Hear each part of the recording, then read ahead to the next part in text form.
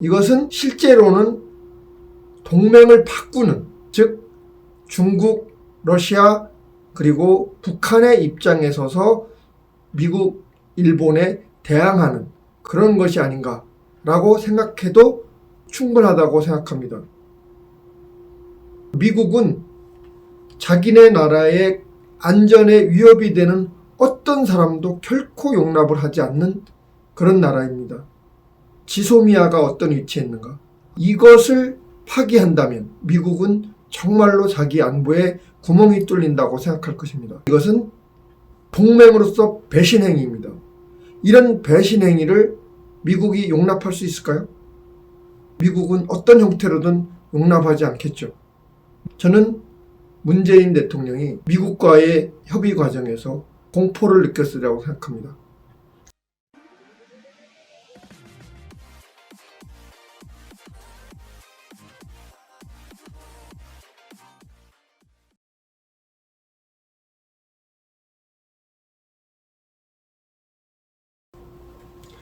안녕하세요. 자유시민TV 박종훈입니다.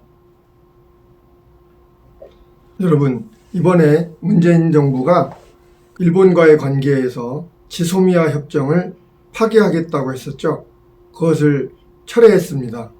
철회한 것을 두고 문재인 정부에서는 일본이 사과하고 양보했다면서 외교전의 승리라고 이야기하고 있습니다. 그러나 일본에서는 사과한 적도 없고 양보한 것도 없다라고 얘기를 하고 있습니다. 전체적인 정황상으로는 그것이 미국의 압력에 의한 것이었음이 밝혀지고 있습니다. 그러면 왜 철회되었는지 그것에 대해서 한번 살펴보도록 하겠습니다. 지소미아 협정은 군사 정보 보호 협정이라고 합니다. 즉 한국과 일본, 미국의 공통된 군사 정보는 무엇일까요? 그것은 바로 김정은 정권의 핵 위협이고 미사일 발사이고 갑작스런 도발들입니다. 그러면 그 핵실험과 대륙간 탄도탄 미사일이 서로 결합되면 어떻게 될까요? 핵을 탑재한 대륙간 탄도탄 미사일이 됩니다. 즉 북한에서 쏘면 그것이 일본을 넘어서 미국으로 떨어지게 됩니다. 그러면 이것에 가장 위협을 느끼는 것이 이제 누가 되겠습니까? 과거보다 달리 미국은 자기 발등에 떨어진 불이 된 것입니다. 그러면 한국과 미국은 어떤 관계에 있습니까? 미국이 한국을 사회주의 노예제로부터 구원해냈습니다. 1950년 6월 25일 김정은의 할아버지인 김일성이 스탈린과 모택동의 협의를 통해 그들의 승인을 받고 남쪽으로 침공해왔습니다. 그 침공에 맞서서 미국이 대한민국을 이 자유를 지켜준 것입니다. 네, 최근에 어떤 일이 일어나고 있습니까? 중국이 대국 굴기라고 해서 대국으로 우뚝 서겠다. 아시아에서는 중국의 관할 하에 있어야 된다. 이런 주장을 하고 있습니다. 그래서 그 섬들을 쭉 있는 걸 섬도자 그 이을 연자에서 도련선이라고 합니다. 이 도련선 전략에 맞서서 미국은 어떠한 전략을 가지고 있느냐? 인도태평양 전략, 인도와 일본과 호주와 이 나라를 묶어서 중국의 도련선 전략에 맞서고 있는 것입니다. 그런데 문재인 정권은 이 미국 중심의 인도태평양 전략에 참여하지 않겠다고 공언을 했습니다. 그리고 중국에 가서는 중국몽은 중국인만의 꿈이 아니라 모든 아시아인의 꿈, 세계인의 꿈이 되어야 된다고 이야기를 했습니다. 얼마나 속 터지는 일입니까? 이것은 동맹을 우롱하는 처사였습니다. 그리고 북한의 미사일을 방어해야 될 나라가 어느 나라예요? 대한민국인데 사드 배치에 대해서도 중국에 이 사드 배치를 하지 않겠다라고 얘기를 합니다. 이것은 동맹으로서 할 수 없는 처사였습니다. 이런 일들이 쭉 누적이 되어 왔던 것입니다. 문재인 정부의 임종석 전 비서실장 그리고 조국 전 민정수석 주사파고 산호맹입니다. 문재인은 또 어떤 사람이겠습니까? 헌법을 준수하고 대한민국을 수호하겠다라고 얘기를 했지만 실제로는 다른 사상을 가지고 활동하고 있는 것이 아닌가 하는 의심을 많은 사람들이 하고 있습니다. 일본도 하고 있고 미국도 하고 있습니다. 그렇기 때문에 미국이 강한 압박을 하면서 이것은 실제로는 동맹을 바꾸는, 즉 중국, 러시아 그리고 북한의 입장에 서서 미국, 일본에 대항하는 그런 것이 아닌가라고 생각해도 충분하다고 생각합니다. 문재인 정권은 이 지소미아 협정에 대해서 사실상 반일 차원에서 대응을 했습니다. 문재인 정부 들어서서 김명수 대법원장을 임명을 하고 양승태 전 대법원장을 구속했습니다. 그리고 징용 피해자에 대해서 일본 기업이 피해 배상을 해야 된다라는 판결을 이끌어냈습니다. 아니나 다를까 우려했던 결과가 나왔습니다. 일본은 국제관계 기본조약을 지키라 라고 얘기를 했습니다. 근데 문재인 정부는 여기에 들은 척도 안 했죠. 그러니까 한국으로 넘어간 불소등이 행방이 불명하다.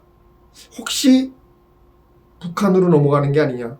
그러면 전략물자에 대해서 과거에는 화이트리스트라서 믿고 무조건 수출을 하도록 했는데 이제는 확인된 다음에 또 다음 수출을 하고 이런 형태로 하겠다라고 했습니다. 양심의 거리낌이 없으면 조사를 해서 밝히면 되지. 그게 왜 지소미아 협정 파기로까지 나아갑니까? 그리고 징용 피해자에 대해서 재판이 잘못됐으면 재심을 요구를 하든지 해야죠. 정부가. 왜 그런 짓을 안 하고 국제 간에 신의 없는 그런 나라로 만들어버립니까? 이것은 100번 살펴봐도 문재인 정부가 잘못한 것이라고 할 수 있습니다. 다시 이제 문제 차원을 돌려서 미국은 무엇이 가장 정책 결정에 중요한 요인일까요? 자국민들의 안전인데 북한에서 ICBM을 쫙 쏴서 일본을 거쳐서 미국에 떨어지면 미국에서 수백만이 죽으면 그걸 용납할 어떤 정권이 있겠습니까? 그렇다면 미국민은 이 지소미아 협정을 통해서 북한에 관련된 정보를 계속 유기적으로 파악할 수 있도록 그러기를 바라는 것입니다. 미국은 어떤 나라입니까? 과거에 핵으로 미국을 공격하겠다라는 호언장담을 한 사람이 있습니다. 이라크의 후세인입니다. 이라크의 후세인에 대해서 미국은 끝까지 응징을 했습니다. CNN으로 중계를 했던 이라크 공습 장면 기억하십니까? 그 전쟁 속에서 후세인이 결국 체포되었고 처형됐습니다. 그리고 2001년에 또 무슨 일이 있었나요? 오사마 빈 라덴의 지휘를 받은 테러리스트들이 미국 쌍둥이 빌딩을 비행기를 탈취해서 공격을 했습니다. 그리고 나서 미국은 끝까지 오사마 빈 라덴을 추적을 했습니다. 정권이 바뀌어도 끝까지 추적을 했습니다. 그래서 오바마 대통령 때 오사마 빈 라덴을 사살을 했습니다. 그리고 최근에 아부 바르크 알 바그다디라는 이 IS 이슬람 스테이트의 수장을 했습니다. 결국은 이 알 바그다디가 울면서 자폭을 했습니다. 미국은 자기네 나라의 안전에 위협이 되는 어떤 사람도 결코 용납을 하지 않는 그런 나라입니다. 트럼프 대통령이 김정은과 초반에 어떻게 했습니까? Fire and Fury, 화염과 분노로 맞서겠다 라고 얘기를 했습니다. 그 다음에 김정은이 기구 들어오니까 싱가포르 회담도 하고 하노이 회담도 하고 그리고 판문점에서 회담도 했습니다. 그렇지만 김정은이 만약에 쏜다면 어떻게 되겠습니까? 정말로 Fire and Fury가 일어날 것입니다. 그런데 여기서 중요한 것은 지소미아가 어떤 위치에 있는가? 이것을 파기한다면 미국은 정말로 자기 안보에 구멍이 뚫린다고 생각할 것입니다. 따라서 이것은 동맹으로서 배신 행위입니다. 이런 배신 행위를 미국이 용납할 수 있을까요? 용납할 수 없을 것입니다. 미국은 어떤 형태로든 용납하지 않겠죠.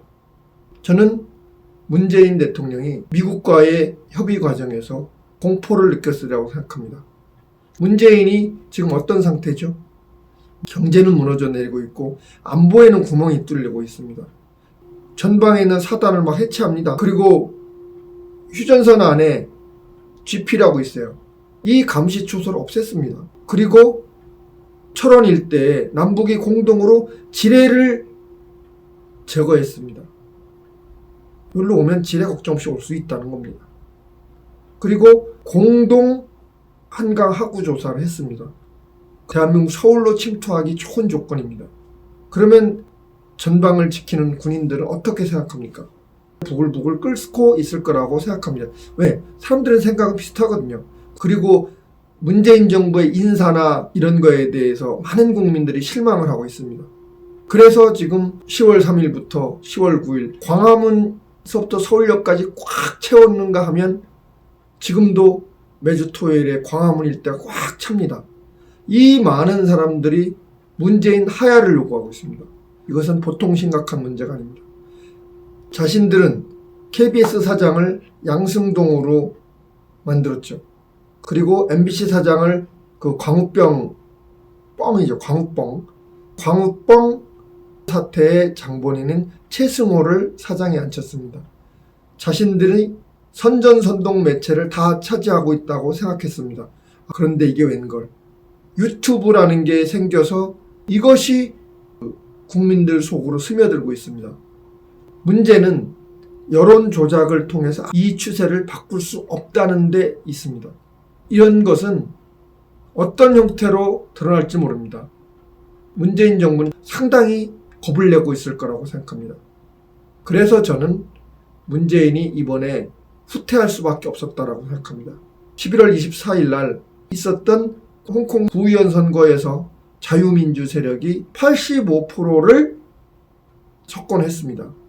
그것은 홍콩 시민들의 선거혁명이었습니다. 위대한 승리였습니다. 이것은 올해 3월부터 시작된 그리고 6월에부터 폭발하기 시작한 중국으로의 송환법 반대 시위의 결과입니다. 이런 홍콩의 시위는 기본적으로 반공산주의 시위, 반중국 시위의 성격을 띠고 있습니다. 지금 대한민국에서 지소미아 연장을 요구했던 세력, 광화문 광장에 모였던 세력, 그리고 한미일 간의 북한의 도발에 맞서는 이 세력들이 자유주의 국제연대라고 했죠. 모두 하나라고 생각합니다.